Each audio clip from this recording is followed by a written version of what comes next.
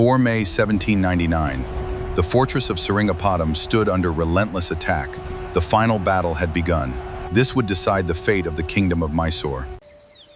This peace is but a fleeting shadow. The English gather at our very gates. We must be ready for the coming storm. We must strike at the heart of their defense.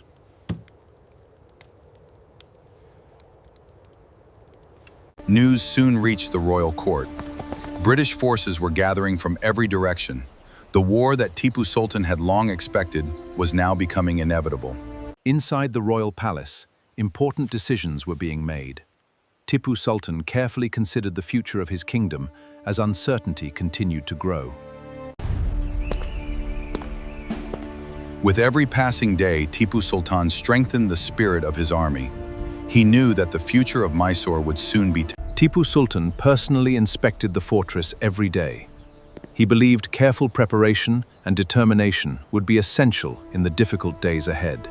Early 1799. Tipu Sultan remained calm as he looked over his kingdom. The days ahead would shape the future of Mysore. Beyond the borders of Mysore, General George Harris carefully supervised the British expedition. Every detail was reviewed as the campaign moved closer to Seringapatam. On one side stood those fighting for their freedom. On the other stood the British, who oppressed others and believed themselves to be superior. Tipu Sultan remained determined to protect the independence of Mysore, while the British East India Company continued its advance towards Seringapatam. April 1799.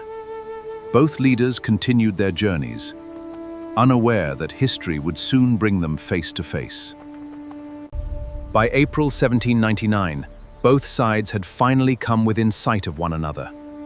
The decisive chapter of history was about to begin.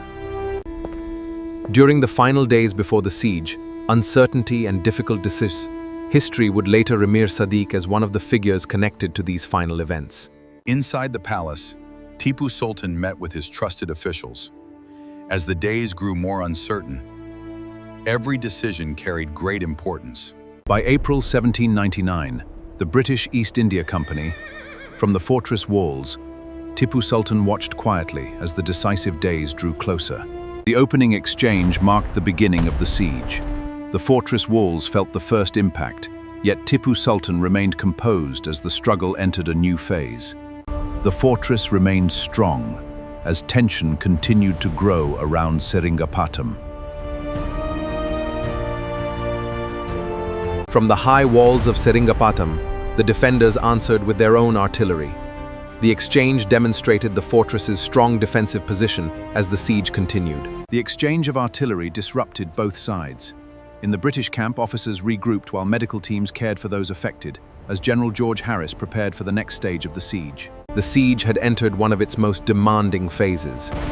Day after day, both sides maintained their positions as the struggle for Seringapatam continued.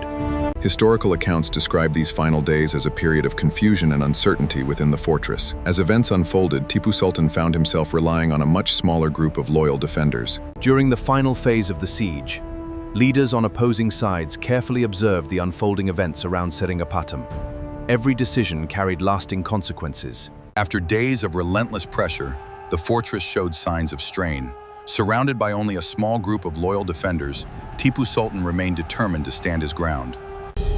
The final moments of the siege brought the opposing sides face to face. The fate of Seringapatam would soon be decided. The decision is yours. It is far better to live one day as a tiger than 1,000 years as a jackal. Tipu Sultan was a determined ruler. He resisted British expansion in India. Betrayal contributed to the fall of Seringapatam. Today, he is remembered as a courageous leader.